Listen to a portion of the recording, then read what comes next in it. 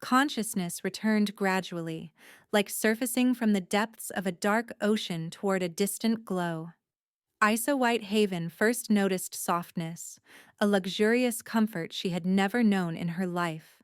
Then came warmth, not the desperate fight to stay alive that had defined her for months, but a true, enveloping warmth that spoke of fine blankets and a well-heated room. She opened her eyes to an unfamiliar ceiling, ornate and exquisite, painted with intricate designs that likely cost more than she had earned in years. This wasn't the abandoned barn she had been sheltering in. This wasn't anywhere she recognized. Panic surged as Issa tried to sit up, but her body resisted. Weak muscles trembled from disuse, and her head spun with confusion. How long had she been unconscious? Where was she? What had happened? The last thing she remembered was the blizzard, traveling alone through neutral territory, aiming for the southern regions in search of work when the storm had struck without warning. She remembered the cold, the frantic search for shelter, the creeping certainty that she would freeze to death. And then, nothing. Just darkness and fleeting dreams she couldn't fully recall. A door opened, snapping Issa's attention to the sound. A woman entered, well-dressed and moving with the assured grace of someone entirely at home in these surroundings. When she saw Issa awake, her face brightened with genuine relief. "Oh, thank the goddess, you're awake." She hurried to the bedside, her manner both deferential and concerned. "How are you feeling, my lady? Are you in pain? Do you need anything?" Isa's voice emerged as a hoarse croak, her throat dry from disuse. "Where am I? What happened?" "You are in the royal palace of the Northern Territories, my lady. His Majesty's personal healers have been caring for you. You were found nearly frozen to death 3 days ago." The woman poured water from an elegant pitcher into a crystal glass and held it out to Issa. "Here, drink slowly. Your body needs to readjust." Issa accepted the glass with trembling hands, trying to make sense of what she was hearing. The royal palace. His Majesty. Why would she, a mere Omega, be here, tended to by royal healers? I don't understand," Isa managed after sipping some water. "Why am I here? I'm just a rogue Omega." "Surely there's been some mistake." The woman's expression shifted, a mix of surprise and something Isa couldn't quite read. "My lady, there is no mistake. You are exactly where you're meant to be. His Majesty himself ordered that you receive the finest care and has been checking on your condition multiple times a day." "His Majesty, the Alpha King?" Isa's confusion deepened. "But I've never even met him. Why would he care about a random Omega caught in a storm?" Before the woman could answer, the door opened again. 2 more people entered, both in formal palace uniforms. They bowed deeply to Issa, which only intensified her bewilderment. "My lady," one said respectfully, "we've prepared a bath for you and fresh clothing. If you feel strong enough, we can assist you." "Assist me with what?" Isa asked, her voice rising with frustration and fear. "Why is everyone calling me my lady? I'm nobody. I'm just Issa. I don't understand what's happening here." The 3 staff exchanged glances. The first woman spoke gently. "My lady Issa, perhaps you should speak with His Majesty directly. He can explain everything far better than we can. Would you like us to send for him?" "No. I want to understand now," Isa insisted, though her trembling hands betrayed her attempt at firmness. "Please, just tell me why I'm being treated like this. Why am I in a palace? What happened after I was found?" Another quick exchange of glances, then the woman sighed. "You were found by His Majesty himself during a patrol. He brought you to the palace personally, ordered the healers to save your life at any cost, and has been deeply invested in your recovery. My lady, forgive my forwardness, but have you truly not been told anything about why you're here, about what His Majesty declared?" "Declared?" Issa felt a cold knot form in her stomach. The woman opened her mouth to answer, but a knock interrupted her. A man's voice called from outside. "Is the lady awake? His Majesty requests to be notified immediately if she regains consciousness." The staff exchanged relieved looks, silently grateful that someone else would have to explain what they clearly weren't comfortable sharing. "Shall we tell His Majesty you're awake, my lady?" Isa wanted to refuse, to demand answers from these people who clearly knew more than they were saying. But deep down, she realized that if she truly wanted to understand, she needed to speak to the one in charge. "Fine," she said, trying to sound braver than she felt. "But I want to get dressed first. In my own clothes." "Your clothing was ruined by the cold and had to be discarded, my lady," the woman said apologetically. "But we have prepared appropriate attire for you. If you allow us, we can help you to the bath." Isa wanted to argue, to insist on doing everything herself, but her weak body made it clear that wasn't an option. She let the staff help her out of bed and guide her to an adjoining room where a bath awaited. Not just any bath, but a massive tub filled with steaming water scented with oils and herbs. As they helped her bathe and dress in clothing far finer than anything she had ever worn, Isa tried to piece together what little she knew. The Alpha King himself had found her, brought her to the palace personally, ordered extensive care for a complete stranger, and had apparently declared something that everyone seemed to know, except her. The dress they put on her was beautiful, but simple, made of soft fabric in a pale blue that complemented her white hair and unusual coloring. Looking at herself in the mirror, Isa barely recognized the reflection staring back. She looked important, valuable, like someone who belonged in a palace, but she wasn't any of those things. She was just Isa, a rogue Omega with no pack, no prospects, who had been trying not to freeze to death 3 days ago. A knock on the door made her jump. "My lady," a male voice called, "His Majesty is here to see you, if you are prepared." Isa's heart hammered in her chest. Yes, I suppose." The door opened and the Alpha King entered. Isa had never seen him before.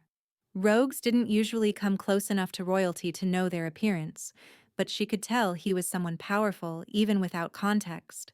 His presence radiated alpha energy in waves, triggering her omega instincts. Yet there was something more. A presence that filled the room entirely. He was tall, powerfully built, with dark hair and striking features that might have been handsome if not for the intensity in his expression. But what struck Isa most was the way he looked at her.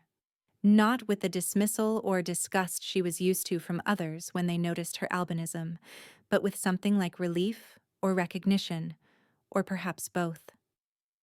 "You're awake," he said, his voice deep, carrying an emotion Isa couldn't quite place. "Thank the goddess. The healer said you would recover, but seeing you awake?" He paused, searching for the right words. "It means everything." Isa stared at him, trying to match his emotion with her complete confusion.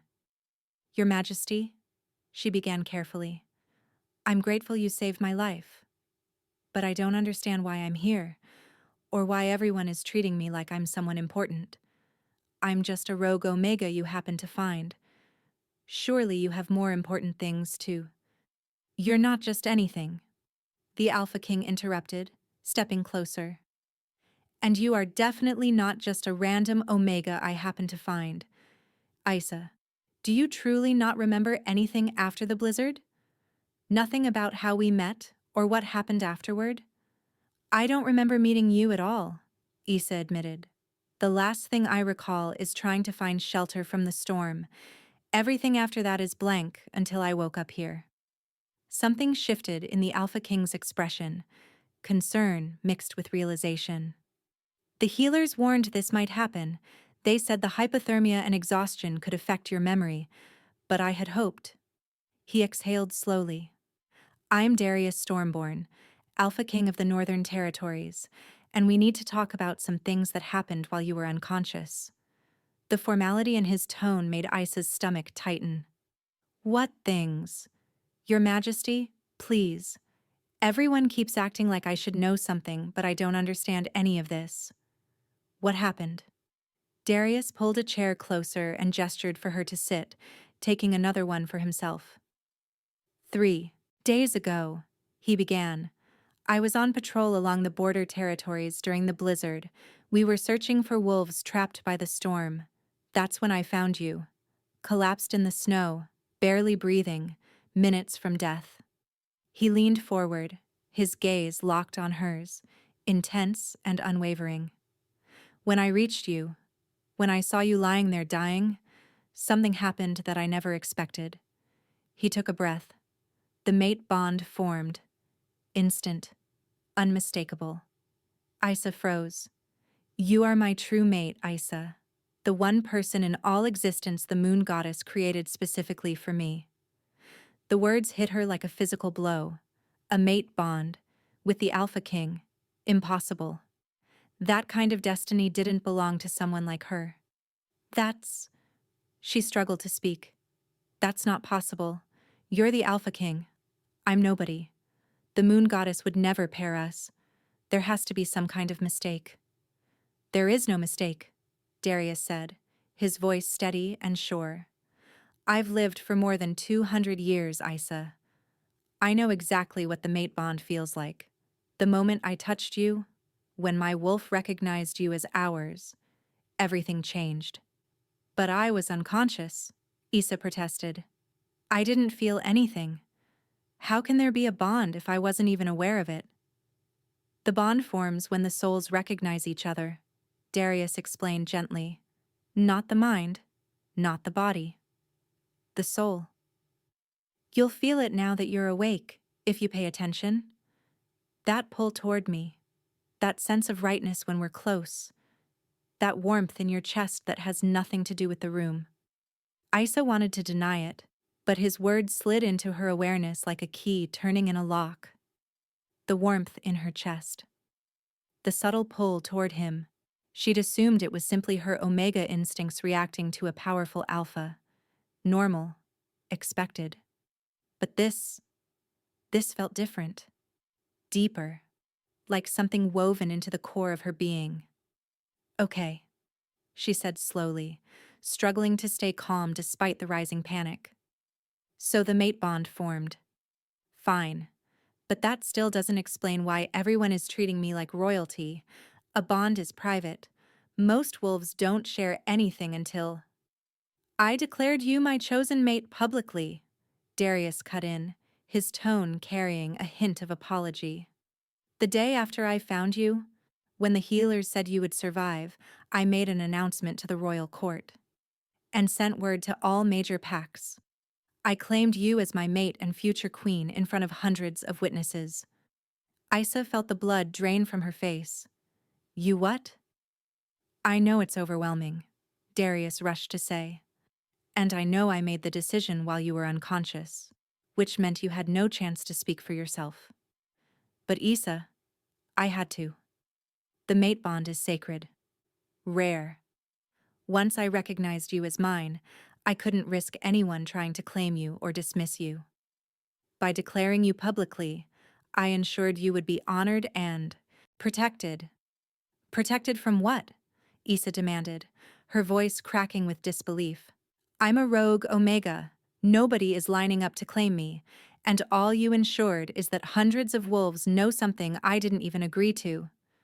You didn't need to agree, Darius said, and though his voice was gentle, there was steel beneath it.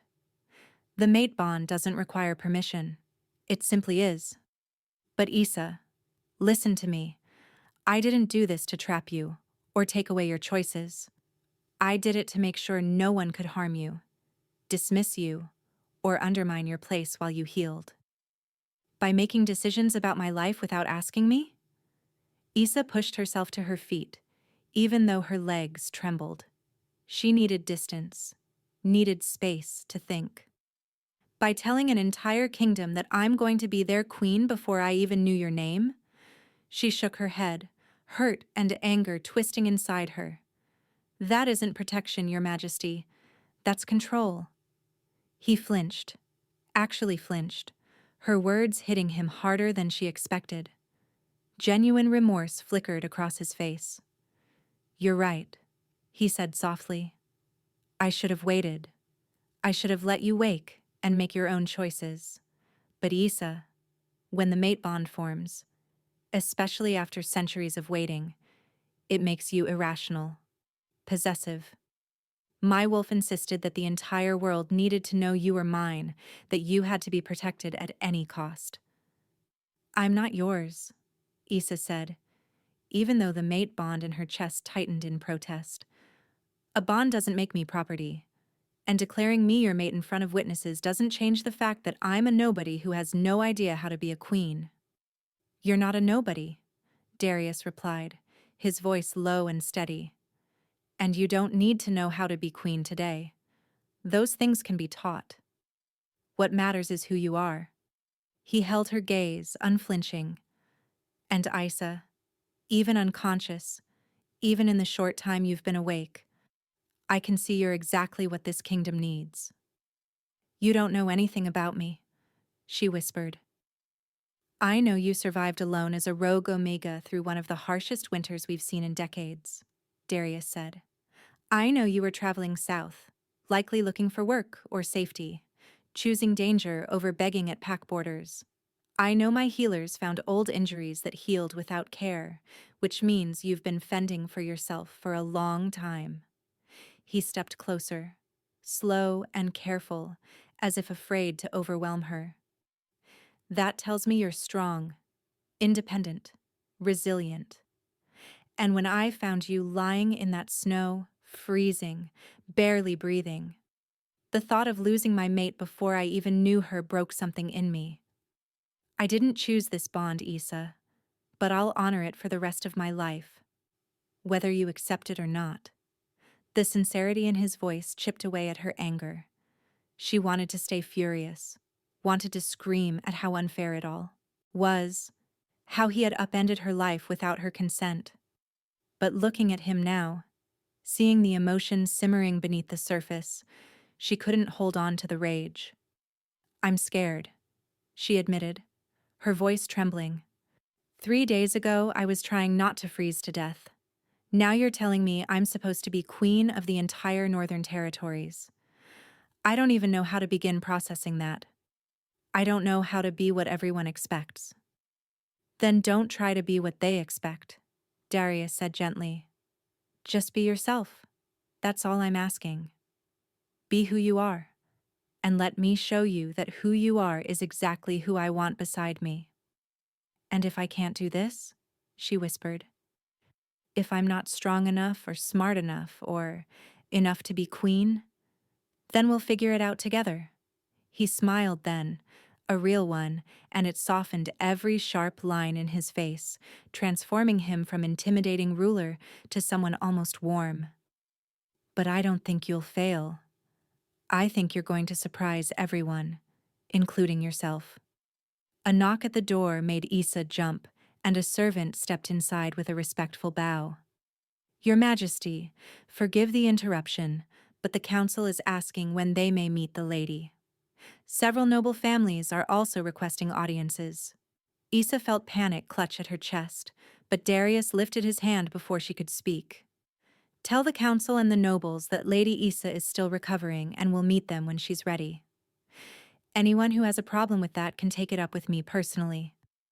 The servant bowed quickly and disappeared down the hall, leaving Darius and Issa alone once more. He turned back to her, his expression softening the moment the door closed. "You don't have to face anything you're not ready for," he said quietly. "The official presentation can wait until you've had time to breathe, to understand everything that's happening." "Is there any way to undo this?" Issa asked, her voice tight. She already sensed the answer, but she needed to hear it out loud. "The declaration, the announcement, can it be taken back?" "Technically, yes," Darius admitted. "I could claim I was mistaken about the mate bond or say you rejected me. But Issa, that would be a lie. The bond is real. It's not going anywhere, whether we acknowledge it or not. And rejecting me publicly would make your life incredibly difficult." A wolf who turns away the alpha king wouldn't be welcomed easily into any pack. So my choices are accept you or become even more of an outcast than I already was, she said bitterly. No. His tone sharpened with certainty. Your choices are accept the mate bond and build a life with me, or don't accept it, and I'll still make sure you're safe and cared for. I won't force you into anything, Eel, but I won't pretend the bond doesn't exist just to make this easier. It's real, and we have to decide how to move forward. Issa walked to the window, staring out at the palace grounds, vast, quiet, blanketed in snow.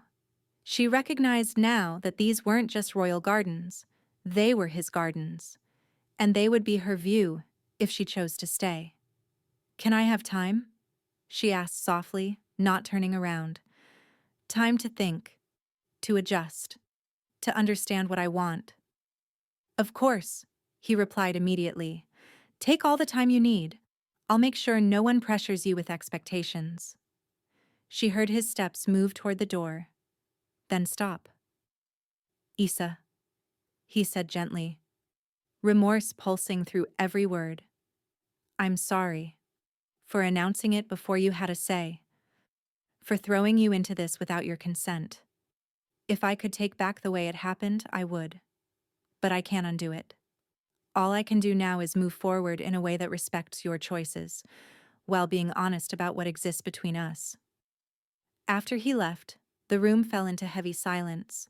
Issa stood at the window, her breath fogging faintly against the cold glass as she tried to untangle the storm inside her. The mate bond was real. Now that she recognized it, she could feel it clearly, a warm, invisible thread connecting her to Darius, even though he'd walked away. Her Omega instincts recognized him without hesitation, singing with relief and joy at having found a true match after years of loneliness. But her rational mind wasn't swayed so easily. It screamed warnings, urging caution. She didn't know this man.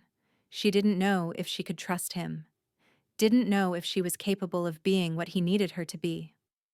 Over the next few days, Issa began to slowly settle into her new reality. The palace staff treated her with a level of respect that felt foreign to her, almost reverent. They called her "my lady," asked gently if she needed anything, and moved around her with practiced courtesy. Guards stood outside her door day and night, not to confine her. She learned that quickly when she tested the boundaries, but to protect her and assist her if she wanted to go anywhere. She was granted full access to the palace library, a grand space filled with towering shelves and centuries of history. Issa spent hours there, devouring books about the Northern Territories, the political structure of the Pax, and the responsibilities of a Luna. She met with staff members assigned to teach her etiquette, diplomacy, and the intricate workings of Pack governance. They were patient, kind, and endlessly encouraging, but the sheer amount of information felt like trying to drink from a waterfall. Darius visited every day, but he never pushed. He kept their conversations light. Books she found interesting, things she'd learned, the architecture of the palace. He didn't pressure her about the bond or hint at physical closeness. He simply spent time with her, allowing her to breathe, allowing her to choose how much of herself to give. Slowly, Issa began to see what the staff must have seen in him. Darius was a leader who didn't hide behind authority. He was firm when necessary, compassionate when needed, and open to listening. He weighed decisions carefully, seeking multiple viewpoints before acting, and when he was wrong, which he admitted more readily than most, he made a point of correcting his mistakes. She discovered he had a dry, unexpected sense of humor that caught her off guard and made her laugh in spite of herself.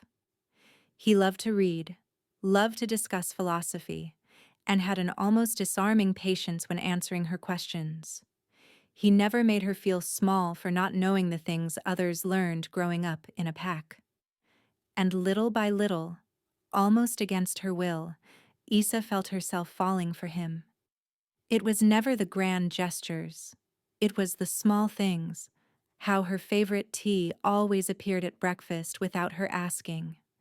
How he listened when she spoke, truly listened, like her words carried weight. How he introduced her to his advisors as my mate, whom I'm hoping will choose to accept me, placing the power firmly in her hands instead of his.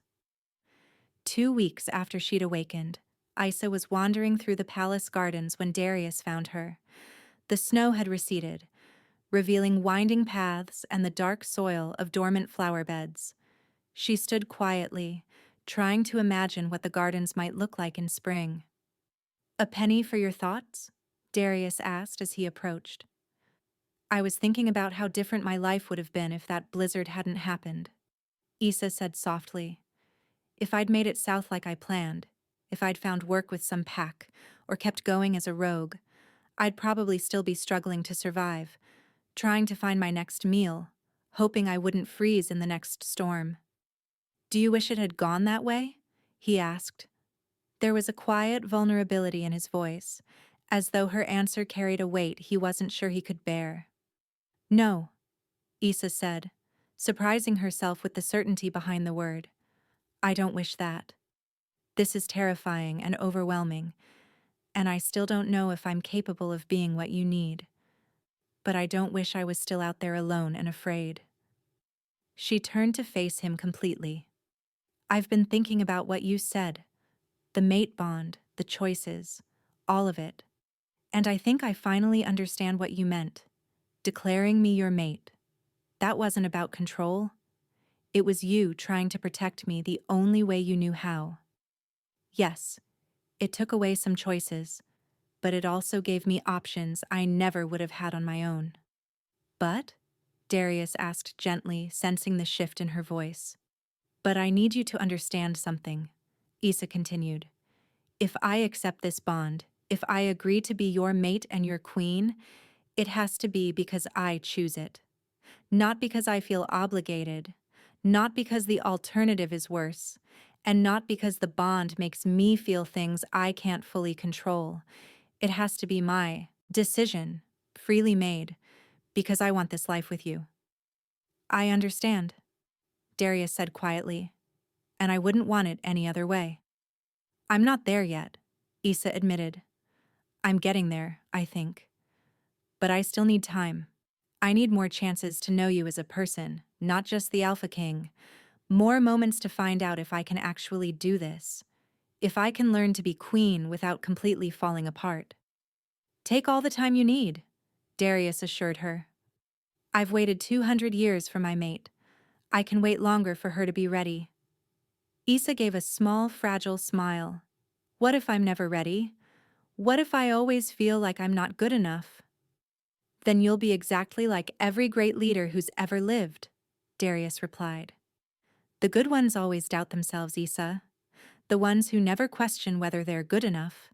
Those are the ones who turn into tyrants. Your worry tells me you'll probably be one of the best." They fell into a comfortable silence, and Isa became acutely aware of the mate bond humming warmly between them. It was unmistakable now, stronger every day, and she finally understood what Darius meant about it being undeniable. "Can I ask you something?" she said at last. "Anything? That day you found me in the snow, what was your first thought when the mate bond formed?" Darius went still for a moment, then answered with honest simplicity. "My first thought was relief. After centuries of searching, of hoping, of wondering if I would ever find my mate, there you were." His voice softened, and right after the relief came terror, because you were dying. And I didn't know if I had finally found you, only to lose you moments later. He looked at her with eyes that held centuries of loneliness and unspoken longing. "I've been alone for so long, Isa. Not physically, I'm constantly surrounded by people, but alone in the ways that matter, with no one I could truly connect to." Darius chuckled softly, a low, warm sound that eased the last bit of tension from her shoulders. "For an all-powerful Alpha King," he said, brushing a loose strand of hair from her cheek with deliberate gentleness. I only have one mate, and her insecurities matter more to me than the entire council combined. Isa felt heat bloom across her chest, not just from the bond, but from the truth behind his words. He wasn't indulging her. He wasn't humoring her. He meant every syllable. Besides, he continued with a faint grin, I've faced warlords, rebellions, and ancient beasts on the borders. If I can handle all that, I can certainly handle one incredibly brave Omega who's trying to find her footing. Incredibly brave? She echoed, raising a brow. Yes, Darius said without hesitation. It takes courage to walk away from everything you've ever known. It takes courage to survive alone. And it takes even more courage to look at something this overwhelming. His hand gently brushed over the place where she felt the bond warm and alive, and choose to give it a chance. Issa swallowed. No one had ever spoken to her like this. No one had ever seen her like this. So, she said, feeling oddly lighter, we take things slow. As slow as you need. No pressure, she added. No pressure, he agreed, a soft smile tugging at his lips. And I get to keep asking questions and panicking occasionally? His eyes sparkled with teasing warmth. I would expect nothing less. Issa laughed, really laughed, and the sound seemed to brighten the air around them. For the first time since waking up in the palace, the future didn't feel like a looming threat. It felt like a possibility. She stepped back to look at the garden again, the snow-dusted hedges, the bare branches waiting for spring. Okay, she said quietly but firmly. Then one day at a time. One day at a time, Darius echoed. He offered his hand, not commanding, not assuming, just offering. Issa hesitated a heartbeat, then slid her fingers into his. The mate bond thrummed like a heartbeat shared between two souls finally recognizing one another. And for the first time, Issa didn't feel quite so afraid of where it might lead. Issa didn't say anything at first. She just let herself breathe, really breathe, as the truth of it settled over her. Not a burden, not a trap, not a destiny forced on her. A beginning. Darius watched her with that steady patience she was beginning to recognize as one of his greatest strengths. He didn't press, didn't try to read her mind through the bond, didn't fill the silence with grand declarations. He simply stood beside her, offering quiet certainty where her own doubts still whispered. You know, she said at last, her tone light but her heart strangely full. If anyone had told me a month ago that an alpha king would be standing in a frozen garden telling me my choices matter, I would have assumed they'd hit their head. Darius huffed a soft laugh. You wouldn't be the first to think that. And yet, here we are. Here we are, he agreed, his voice warm with meaning. Isa looked around the snowy garden again, the same one that had frightened her days ago because it felt too grand, too foreign, too impossible for someone like her. Now it simply looked like a place she might eventually grow roots in, slowly, carefully, in her own way. She glanced back at him, meeting his eyes. I'm still scared. That's all right, Darius said with quiet conviction. Courage isn't the absence of fear. It's choosing anyway. Issa exhaled, a soft cloud of white in the cold air. Then I guess I'm choosing to try. For a moment, something raw and grateful flashed in his expression, centuries of waiting easing into hope. He reached for her hand again, slower this time, as if savoring the fact that she was reaching back. Trying, he murmured, brushing his thumb lightly over her knuckles, is more than enough. And as the bond pulsed between them, warm, steady, welcoming rather than demanding, Issa realized something she hadn't allowed herself to before. She wasn't alone anymore. Not claimed. Not owned. Chosen. And for the first time in her life, she felt like she belonged somewhere. Not because someone told her she did, but because her heart had started to believe it might be true. Maybe she wasn't ready to be queen. Maybe she wasn't ready to accept everything the bond meant. But she was ready to take the next step.